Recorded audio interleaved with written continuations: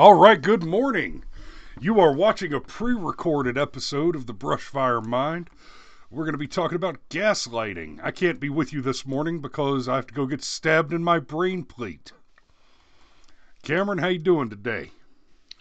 Well, as of the date of recording, I'm doing pretty good. But as far as when our fantastic fans watch this, I have no idea. I'm going to be at work. I'm going to take advantage of the fact that we're not doing the show to where I can go do like my job, and get an early start. Yeah, jobs suck. Um, Yeah, but they're better than being broke. yeah, they are. Gigs. I like gigs. So, Cameron, you wanna kind of introduce our topic? I think we've discussed it pretty aggressively, but I want to see how you introduce it to kind of color the flavor of this conversation moving forward. Well, gaslighting. So let's just back up a step. Gaslighting. What's it come from? It actually comes from a movie that I've never seen, but in researching the term, I've come across this. And basically, it's a corrupt man and his wife are in a house, and the house is lit by gas. And apparently, We should we should make it a point to watch this film. yeah, I mean, it gets referenced so often, and we consider ourselves to be film buffs. The fact that neither one of us has seen it is like, But anyhow, so there's there's inheritance shenanigans, and basically, he's trying to hide his activity from his wife, and so when he goes into other rooms of the house and turns on the lights in those rooms, there is a temporary change in the pressure of the gas. So the lights dim and come back up when he does that, because, that's how gas works. And the wife notices it. And the husband says, "You're crazy. There's no reason for this to be happening." So gaslighting in the modern context is, in many ways, that conversation over and over and over again. It's not just the person committing the offense of gaslighting. And by the way, that shit is emotional abuse. Don't kid yourself. No, Yeah. no, it's not just them trying to enforce their own false narrative. It's also very important that you doubt the narrative that you have going on in your mind. When a person gaslights you, it's often more about you not being able to find your footing mentally and doubting your own reality, far more than it's about them presenting the false reality. And so, with that in mind, what we're talking about is just the massive gaslighting operation coming from basically every international media company on the planet Yeah, at this point. yeah, and basically convincing so to kind of boil that down a little bit, convincing someone that what they know to be true is not actually true by artificially altering parts of their reality is called gaslighting. And it's a dick move. Convincing somebody that they're a sentient robot is called, well, it's called blade running. And it's a Philip K. Dick move. Well played, sir.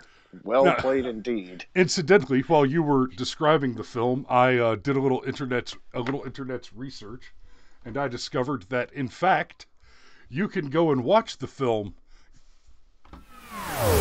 Wrong button. You can go and watch the film Gaslight on archive.org. The film's from 1944 by George Cukor. So it's on archive.org. I'll leave a copy of this link in our description. So if you want to go and watch that wonderful film, which I'm going to, you could do that easily by popping over to archive.org, which is not to be confused with archive.io or archive.us, which you should go ahead and bookmark, and I'll drop a link to those below as well. But you should start learning how to use, all of you, use archive.org archive.us. Most especially if you go to a website, if you try to read a news article on a website, like some of the articles that we're about to look at, and it's behind a paywall and you don't want to deal with that, well, that's one of the things the archive's there for. Don't give these people clicks they don't deserve. So, additionally, if you notice that someone has put out an article making outrageous or false claims and then made a retraction, or more importantly, a stealth edit where they go in and try to change the article, this is another piece of gaslighting. This is a piece of gaslighting that happens on internet news a lot. They'll write an article that's blatantly false. And then when they get called out on it, they'll go back and they'll edit the article, but they won't make an editor's note. They'll just change the article on the website so that they can pretend like it was never false to begin with. That is also gaslighting. Even more nefariously, they will make an article that's interesting and moves traffic, and then go back after the fact and, leaving the same headline, change the body of the article to redirect money. Another thing that we need to talk about with gaslighting, we're going to dig into a CNN article in just a second here, but we didn't talk about this in the pre-show, but it's something that we need to talk about in regards to fact-checking stuff, is Candace Owens' lawsuit against Facebook, because there are some very interesting claims of cause being made there, which are directly related to some of what we're about to talk about. So let's pop over to the article real quick. God, is she hot. Fair enough. Yeah. Fox News' Maria Bartiromo gave Trump his first TV interview since the election. It was filled with lies. By Alexis Benvenisti. Yeah, these Benvenisti. Yeah, these people are trying to they're trying to engineer a Mandela effect. I would like to, yeah, exactly. God, that's a. This is why you have me as your co-host. That's so spot on. So Alexis Benvenisti is. This doesn't say opinion, does it? It says CNN Business. It was filled with lies. CNN Business. And by the way, this is a complete sentence. Where's your copy editor? Period. Not a question mark. There's a period missing. My sentence should have ended with a question mark. I was doing some copy edit work the other day, and I got called out by the client, and they said, "Hey, you missed this piece of thing here. President-elect should be hyphenated." And I went back and looked at the video that I was copy editing. I was like, No, our video editor appears to have used a clip from the Joe Biden campaign website. Joe Biden's campaign failed to hyphenate president-elect in their video. We can't change that. We can't unfail Joe Biden. He is doomed forever to failure. President Trump on Sunday spoke with Fox News anchor Maria Bartiromo, his first TV interview since the election. The conversation was riddled with lies and conspiracy theories. There's an interesting thing about this sentence. The conversation was riddled with lies and conspiracy theories. I'll give you conspiracy theories because there are some legitimate concerns about actual conspiracies taking place relative to the corruption in this election. Lies, bring receipts. And I say that advisedly because the fact of the matter is, on the claims that Trump has made, he and we have brought the receipts. So, Bartiromo opened the interview with a question about election fraud, telling Trump, "The facts are on your side." Trump responded, falsely saying, "This election was a fraud. It was a rigged election." Okay, that to this point has not been disproved either. There's a mountain of evidence, thousands of affidavits, sworn witness testimony, video evidence. There's a mountain of legitimate evidence. Anomalous voter rolls. That the election was a fraud. To say it was a fraud is technically a statement of opinion. To say that it was a fraud. However, the statement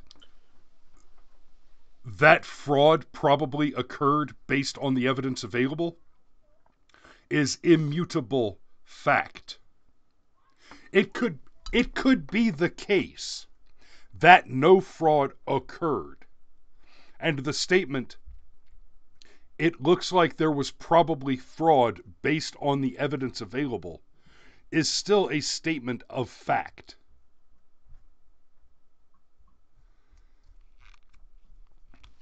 Yeah, it's not just that it's a statement of fact.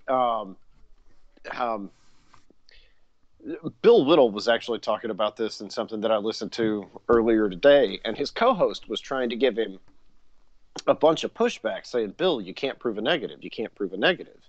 And Bill was saying, "Oh yeah, prove it."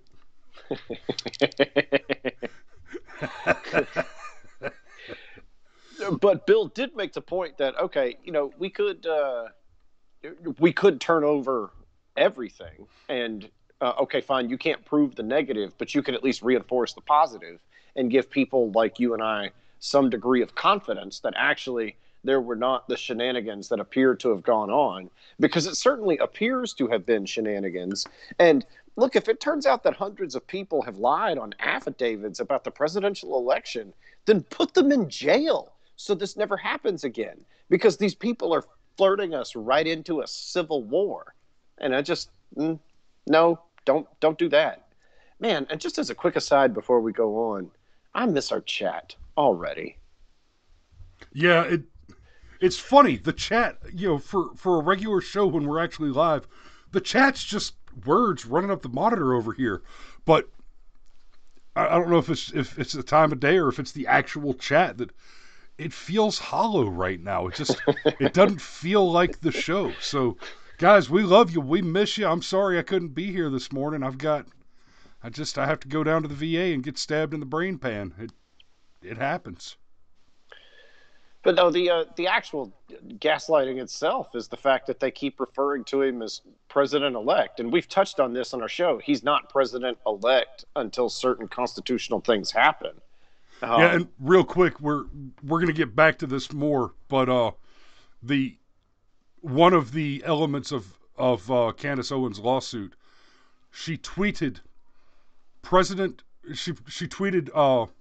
Joe Biden is literally and legally not the president-elect. And she got fact-checked on that. And then she brought some lawyers in. I think it was PolitiFact. But once she contacted the lawyers, they retracted the fact-check. Because the absolute immutable fact, right? We can lay long odds against Donald Trump winning this election through the courts or through a contested election or a contingent election. Those are all possibilities, but those are possibilities against which one can lay long odds. But the fact of the matter is, the Electoral College has not voted yet, and no votes have been fully certified through the Electoral College.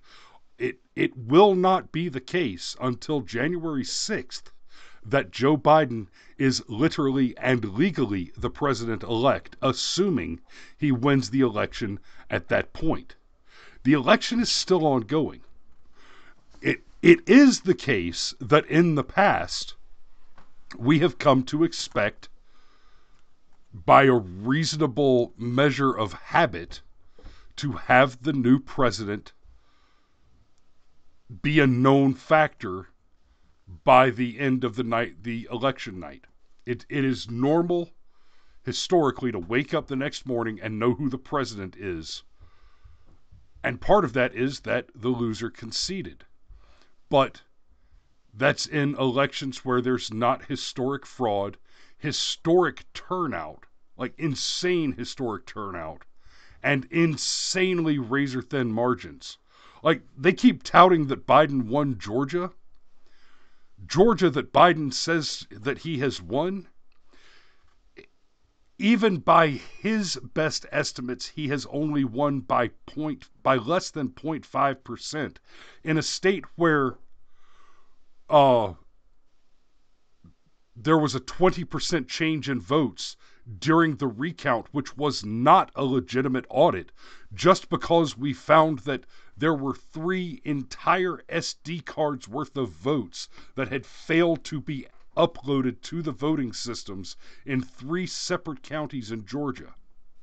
And that stack of paper ballots in Floyd County as well. And the stack of paper ballots. So that's 4 separate counties. You're talking about a difference in 4 separate counties that amounts to between 20 and 25% of the razor-thin margin between the 2 candidates. That's a significant detail, one that cannot be ignored. Wow, that was loud. Sorry about that. It's like your phone was sitting right underneath the microphone. In fact, it is. It was loud enough where it's like, you know what? I bet that was even a Facebook message. It had that distinct ping to it. Yeah, I've got the kids hooked up with Messenger Kids, so they can't actually get on Facebook, but they can use the Messenger to communicate with people we have pre-approved, which is like 9 people. You know, Lindsay's kids, grandparents, one another. The kids can talk to each other. They can messenger each other from different corners of the house. That's a fun game for them. So, but no, just to really touch on what you just said too, because here in Georgia, okay, Trump won 2016 by about 200,000 votes, and then Brian Kemp won the governor's race by about 50,000 votes. Yes, and then now, the last I checked, it's like 12,000 votes out of 5 million votes cast. That's, on the one hand, you go, oh, well, 12,000. You get 12,000 more of anything. That's a clear win. But when you're talking about out of a pool of 5 million. And it was 12,000 before the 5,400 were found. I'd have to go back and look at that. I thought it was 14,000 before the 5,400 were found. But it amounts to the same thing. We're talking about essentially, less than half a... Yeah. You're talking about less than half a percentage point. And there were some other very, very clear shenanigans in Georgia. Let's get into this article a little more. The Fox anchor then reflected the president's anger, saying, "This is disgusting and we can't allow America's elections to be corrupted." The interview highlighted that Trump is unable or unwilling to accept reality, CNN's chief media correspondent Brian Stelter said on Reliable Sources Sunday. Reliable Sources. Brian Stelter! Hello! Brian Stelter of Reliable Sources. We're not going to read this one too deeply, but CNN retracts another story about Trump and his allies. Brian Stelter has had to retract so many stories. Reliable Sources. Oh, there he is. Look over there. It's Brian totally Straightler. I don't think he's ever. I don't think he's ever retracted anything by choice. I swear, I have a wife and kids. Stop it. So, big black bold highlight, right? We have false allegations of voting issues. That's interesting. Let me just. We're gonna pop back up here just real quick. This is CNN Business, not the opinion section, not the editorial section. This is being presented as news in the business section. See, that language, dude, it progresses. It starts with them saying, oh, well, there's no voter fraud. But then later on, it's like, well, there's no voting issues. Well, hold on now, Straightler. you can have issues without having fraud. All beetles are bugs, but not all bugs are beetles. Well, not all fraud, I mean, not all irregularity is fraud, but all fraud is irregularity. Yeah, all And so milkshakes even, are chocolate, but not all chocolate are milkshakes. no, they're not. You're ordering them wrong. I will continue to get my peanut butter milkshakes and enjoy them, sir. Thank you. Actually, my favorite milkshake is chocolate banana peanut butter. But no, the shift in the language to go from, because it's pretty easy to get people on board with, man, proven wide scale fraud. That's tough, that's terrifying. But as the gaslighting continues and your reality is called further and further into question, now we go from what one could say is reasonable. I don't think it is, but you could say that it's reasonable that there's no voter fraud.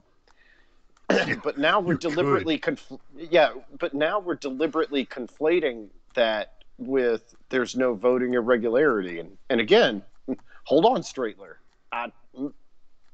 No, there's obviously irregularity. Anytime you have a software update that accidentally switches thousands of votes from Trump to Biden, that is the definition of fucking regular, sir. Yeah, and so, right, yeah, false allegations of voting issues. Like they're going to give us a list. And here's the list. Donald Trump said we had glitches where they moved thousands of votes from my account to Biden's account. Trump falsely told Bartiromo as he continued to bash mail-in voting and incorrectly claimed dead people were applying to get a ballot. Okay, so we have two lies in this sentence, and Trump told neither of them. I see what you did there. So the first one, Trump falsely told Bartiromo that we had glitches where they moved thousands of votes from my account to Biden's account. The statement that he falsely told Bartiromo this quote, that is a lie. He told Bartiromo this quote, but this little adjective is doing yeoman's work. Let's look at PJ Media. NewsGuard does not like PJ Media, and that's because PJ Media is a legitimate news source, unlike NewsGuard's favorite sources like CNN. It may very well be that after all the smoke clears, former Vice President Joe Biden has defeated President Donald Trump to become the 46th President of the United States. But the counting is not over, and neither is the need for serious scrutiny as irregularities are being discovered. Here we go. Robbie Starbuck. One Michigan county clerk caught a glitch in tabulation software, so they hand-counted votes and found the glitch caused 6,000 votes to go to Biden, plus Democrats that were meant for Trump and Republicans. 47 Michigan counties use this software. All must check now. So this statement right here, that 6,000 votes went to Biden and Democrats, which were meant for Trump and Republicans. Hey, buddy, just couple of quick math questions. What's 6,000 times 47? Shit, I don't know. You had to ask a little me. less than 300,000. How many votes did Joe Biden win Michigan by? It's 282. Wait, is that? Yeah. I just said it's a little less than 300,000. Yeah, 282. He won it by less than that? Was it like 100,000? Yep. Just saying. Just saying. You know, I wonder. It's Michigan. I wonder if the number happens to be exactly half that. Oh. I want to say Michigan was about 150,000. Well, we've got, it says 2804040 minus Trump's 26498675. Now I lost count. 154,000 equals 300. That's, twice that is 308. So, So a little less than half, huh? A little So less a little than more half. than half, rather. Yeah, this is the gaslighting, and I'll say it again: it's abuse. These people get paid 6 and 7 figure salaries to abuse us, and they don't just abuse us; they abuse everything you hold dear. Part of the reason why we slowed down on Thanksgiving and actually gave a very sentimental show where we tried to talk about the positive things that we all truly appreciate: friends, family, freedom, God, and the ability to express these things and defend them judiciously with firearms should the need arise, is because that is truly what they're abusing. We're nothing but pawns to these people. We're the proletariat. They hate us. We're the great unwashed masses. We're the people Harry Reid doesn't want coming in the Capitol because there's a smell in July from walking around Washington, D.C. That's what we are. We're the things standing in the way of them getting rid of all that pesky shit like freedom and God so that they can rule the world because they're smarter than Voting and us. private property and gun rights and, Mm-hmm. babies. Yeah, good God, we don't sacrifice children to Moloch. Did you ever see that thing with Dr. Raina Mercam where he responded to Busy Phillips' pro-choice speech where she talked about Yes, with the phone call from her not born baby? from her unborn child trapped in purgatory. Yeah. Yeah. That was brutal. Yeah, That was really brutal. that's a deep cut. Like I shared that one with my wife and it made her cry. Good. So that was lie number 1 in that sentence. Lie number 2. Continued to bash mail-in voting and incorrectly claimed dead people were applying to get a ballot. Breitbart. At least 21,000 people on Pennsylvania. At least 21,000 dead people on Pennsylvania voter rolls. Oh, but let's not forget. The New York Times has fact-checked and debunked this claim. Local officials rebut 3 dead voter claims by the Trump campaign. Okay. That's adorable. The claim is that there were 21,000 votes whose legitimacy is in question, And many then of whom happen to have the same names as people with obituaries. And, oh no dead people voted in this election. See, here's a sample of 3 that are not. 3 does not equal 21,000.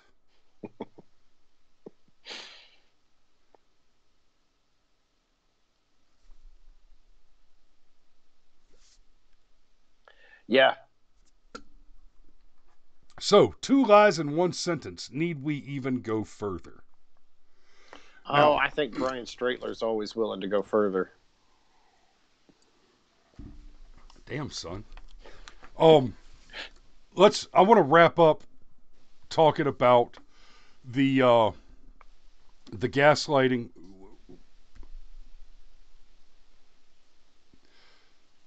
The other factors in fact checking that are a serious concern apart from gaslighting.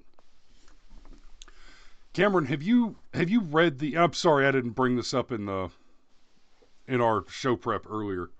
So I'm kind of hitting you from the side with it. You wouldn't happen to have read or listened to a reading of? You okay? I was just looking for the hit from the side. Oh. I can't believe you didn't catch that gag. I hope the audience doesn't lose it. I was about to say, I thought your kids were gone already. Anyway, Candace Owens' lawsuit. I've seen the headline, the tweets in several places. Candace Owens is suing Facebook. She's not. She's suing several of Facebook's fact-checker organizations. And part of her suit is that their fact checks make erroneous and false fact claims. And with receipts. I mean, 100%. There are things like, she said, Joe Biden is literally and legally not your president-elect. And that got hit with a fact check. Well, where the confusion as to her suing Facebook comes in, a result of the fact-checking organizations has been that her Facebook account, which is a monetized public figure Facebook account that earns upwards of possibly as much as $2 million per month in Facebook ad revenue, which I'd like to get on that gravy train. I thought you were going to say $1 or $2 million a year, and I was still going to be impressed. Right? No, a mo. 1-2 capital M / mo. I'm tracking. Mo. Anyway, so she's part of what she alleges is that she's lost substantial revenue, which is obvious. But here's the part that people don't think about and aren't paying attention to. These fact checkers, they're not just spreading false information by falsely fact-checking factually correct claims that are made by the right and exclusively by the right in a clear and blatant propaganda maneuver. They're robbing you. Because what they're doing when they put their little fact-check claims on there, you get the little banner that goes over your image where it says, this has been rated false. See why. Guess what happens when you click on that banner to make it go away so that you can see the meme that you want to see under the fact check screen? That counts as a revenue click for the fact checker. Or you get the fact check banner that says, the presidential election has been called for Joe Biden by the AP. You click on that fact check banner, and it just sends you to Google or to the AP website. It sends you away from the content that you wanted to consume, and now you become a revenue-generating metric for a site which is actively causing you harm. We are being sold to fund our information, our data, our personally identifiable Fourth Amendment protected information. And I know there's a whole argument about if you put it out in the public space, you lose your reasonable expectation, yada, yada, yada, yada. But I would actually counter that argument with, if I click on an ad from somebody, and especially if somebody not as informed as me clicks on a fact check banner, the expectation is that I'm being given good information where I would have had bad information. The fact is that without actively consenting to it, my data is now being accessed and revenue monetized by whatever fact check organization. And yes, those organizations include people like the New York Times, PolitiFact, Snopes, every left-wing rag you can think of that has a fact-checking partnership with Facebook. They're directing revenue-generating traffic away from the articles that you want to share with your friends and family, which do seek to cast a light on what has been, with an enormous amount of evidence, a clearly suspicious election. So it's not just gaslighting. They're not just trying to make you doubt your reality, doubt your sanity, doubt your own intelligence. They're trying to get paid to do it. They're stealing money from the sources that you would prefer to patronize. They're stealing money from those people to cover so that they can profit off of committing substantial emotional and mental abuse against the entire half of the entire population of the United States. Wow. So I walked into Burger King. I ordered my order, which is a Whopper with no mayonnaise, add mustard and extra pickles. And they brought me a Big Mac and then insisted what I ordered the entire time was a Big Mac.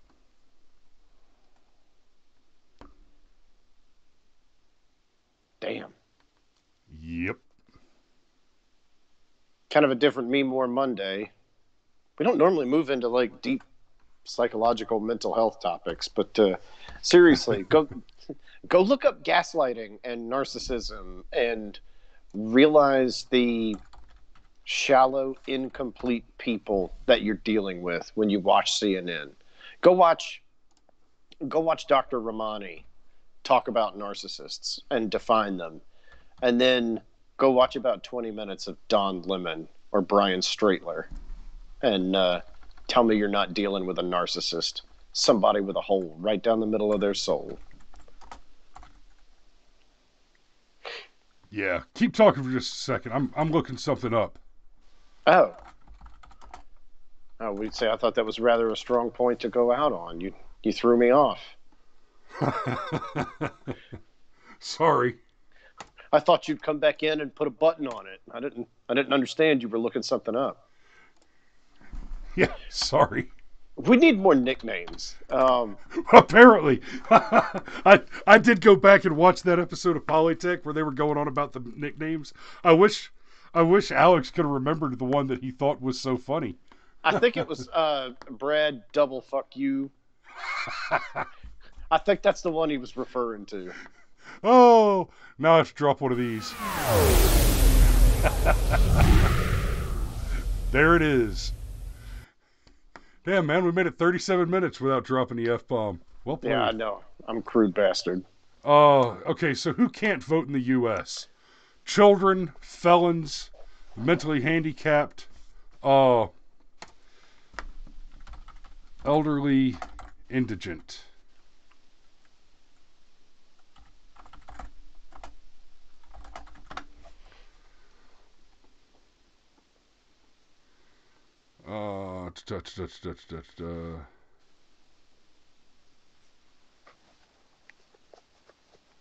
Yes.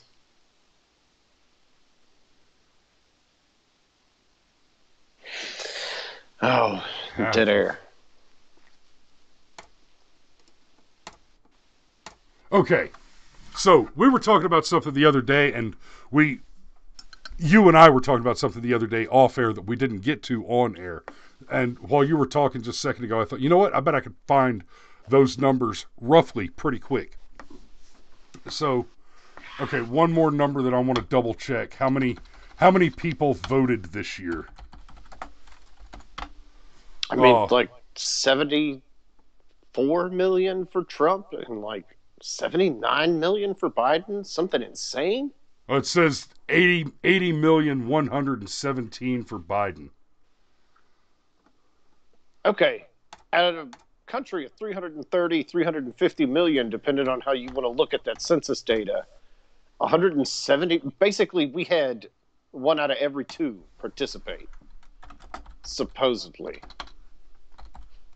And somehow Biden won. Okay, the U.S. population, according to worldometers.info, is 331,002,651. That sounds like a pretty confident exact claim. Okay. I mean, wasn't somebody born yesterday? Right? Okay, so let's see. Roughly 153 million people voted in the election. Add to that the 140 million people who are ineligible to vote because they're either under the age of 18, a felon, mentally handicapped, or elderly and infirmed and also mentally handicapped, but it's a different category. I had to pull up all these numbers. And I did them on the fly, so this isn't going to be exactly correct. But what I'm expected to believe is that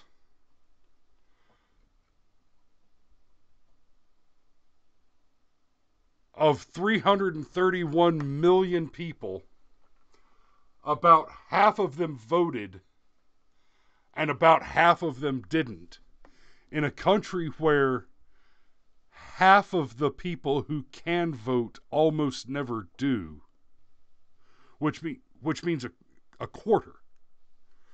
So essentially you're telling me that this is...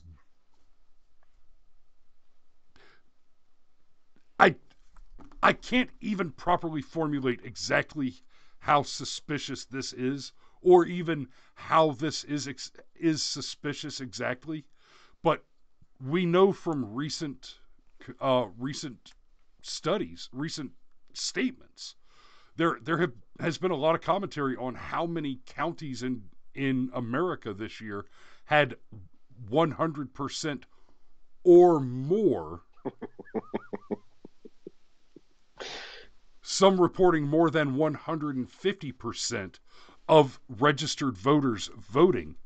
And we get the metrics from places like Australia where where there's mandatory voting. You will pay a government fine if you're eligible to vote and don't. And they never get above 90%, rarely above 80%. And not because people refuse to vote, but because they move and they die. Right? So people having moved away after having registered to vote in your county can account for fewer voters voting than are registered. That doesn't account for more. Okay, when the crab leaves the bucket, there are less crabs in the bucket. Even if the Democrats keep grabbing him by the leg and dragging him back down to their level as he tries to get out. But every time you take a crab out of the bucket, there is not more crabs. There are less. Fewer. They're objects, not substances, but... Yes. You're a genius and a polyglot. We know. I don't have to say it. But you're telling me that the numbers don't add up. The idea that there were 153,000 votes cast, or 153 million votes cast this year, just... It seems that doesn't seem right. Nope. Compared to 2016, we're looking at 120,000 votes, 120 million votes, right? Even that was really high. 2008, how many votes cast? Obama got like 68 or 69 million votes. I mean, he dusted John McCain. He won by 10 million votes. 9 million, but still. But yeah, even then, you're only talking about 110 million votes that year. No, it was 69 to 59 in 2016. So it's 120 million votes, roughly. Yeah. Okay, so you had 120 million in 2016 and in 2012, and just y'all just managed to push out another 33 million votes for Joe Biden? Well, no, Trump got like 12 million of them. It's just Biden somehow got the rest. No, that's not what happened. Trump got 12 million of the Democrats, and Biden fabricated 40 million votes. Something like that. That's what happened. All right. That's all I've got, guys. I wish me luck. By this time tomorrow, I will have been brain poked, and hopefully I will have recovered enough to try and come up with something to talk about on Tuesday. I've had the brain pokey. It's not that bad. Yeah, I've Just heard close your eyes and let it happen. I've heard it's more like a barrel brush than a Q-tip. So, part of me's looking forward to the experience. All right. All right, Y'all we be love you safe guys. Have a good day. Yes. Yeah, we'll see you Tuesday morning.